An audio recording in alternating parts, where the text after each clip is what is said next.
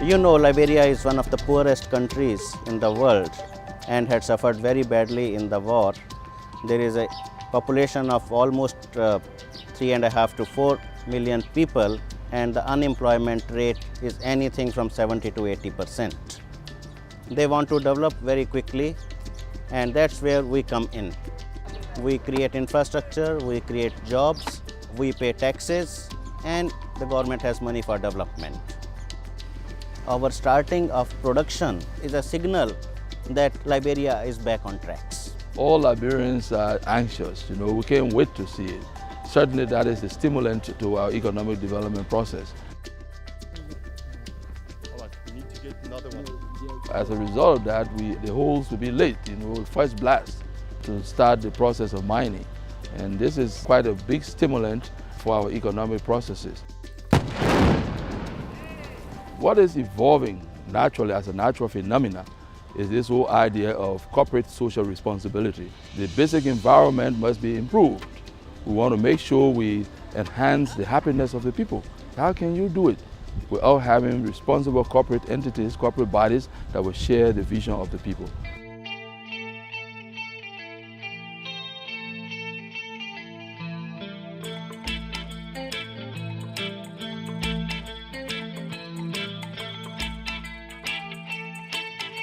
When we started, the railroad was in a very, very deplorable condition.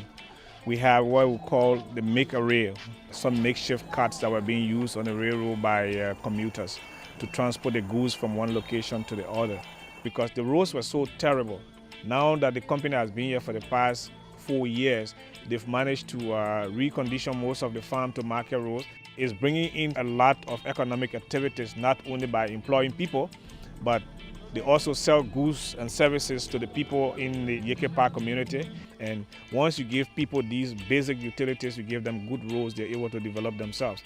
Most of the villagers are unskilled workers. Quite a few of them are now full employees of ArcelorMittal.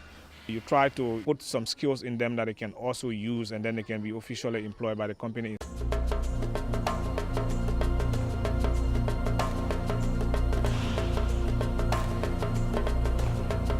In 10 years' time, some of us will not be here, and you see the place being run by locals.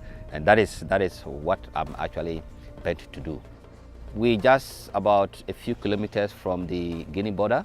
Extend it, and it can be a transcontinental railway line.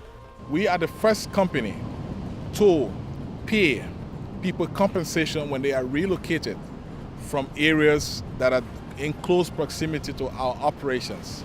We are the first company to do a full-fledged ESIA. ESIA, the Environmental Social Impact Assessment.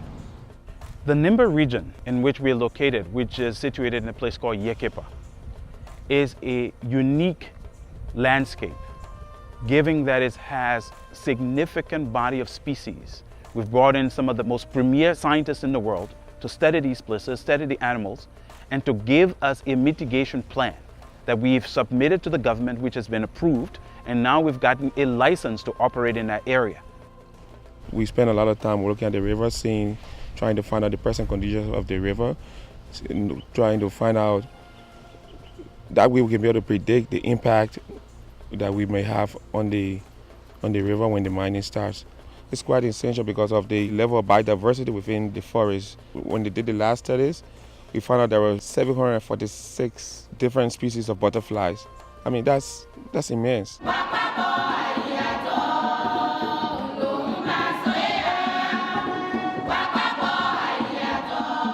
Although this area is owned by ArcelorMittal, we have maybe 5,000 inhabitants who do not work for or have any associations with Mittal, but Mittal still takes care of them. Almost 50% of the cases we see in the hospitals results from malaria or malaria complications. My goal and my passion is to see this area go back to having no malaria cases. I believe that it can happen, and so that's what I'm working on.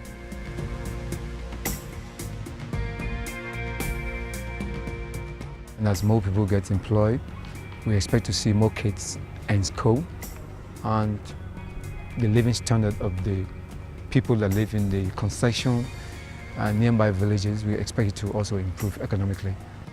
ArcelorMittal is giving full support to the school system, and that helps us to move forward.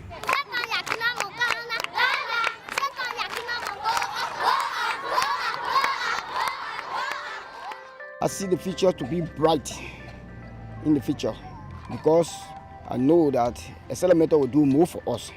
As I'm looking at it, we pray that they help us.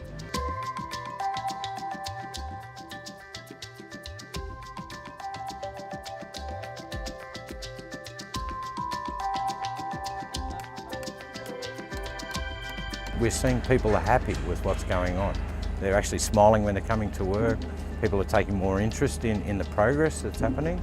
I get asked probably 4 or 5 times a day, when are the locos arriving? When are the locos arriving? This railway line has been deserted for 20 years. Nothing's been working on this railroad. Now that we have a lot of equipment going up and down and at speed, so people have to be aware of their safety, their children's safety, their community safety. We're going to start training the local Liberian people in how to operate, how to test trains, all facets of a railway. Once we bring those people in and get them trained up, then we'll be ready for any challenge. I think my future legacy when I leave Liberia will be that people know how to run a railway, run it safely and very efficiently. Yay!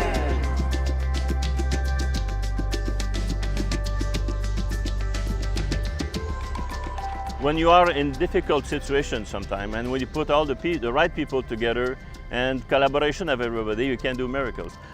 We raise their level of conscience on safety and on working methods and on productivity to another step. So of course the next phase of this project will not experience all these difficulties and will take the labor force from there and bringing them to another level, which I believe is good for the country. The road is going to be built in Nimba County, and the length of the road is 66 kilometers. The majority of workforce is going to be Liberians, probably over 500 employees. For a long time, projects of this type have been given to consultants from Europe, from Asia, and from Americas. And it's really very important that Liberian companies have been selected at this point in time to implement this project. It's a plus for each and every one of us. It's an honor. Hooking up with a world-class mining company like ArcelorMittal, I mean, it's a blessing in disguise. This is no small project. This will last for many, many years. As responsible business, I would say that we want to maintain peace, we want to work in harmony, and we want to make sure that we employ as many people as possible. It's good for us, it's good for the company, it's good for the citizens, it's good for even the government of Liberia. So we see a great future as long as we can maintain the peace.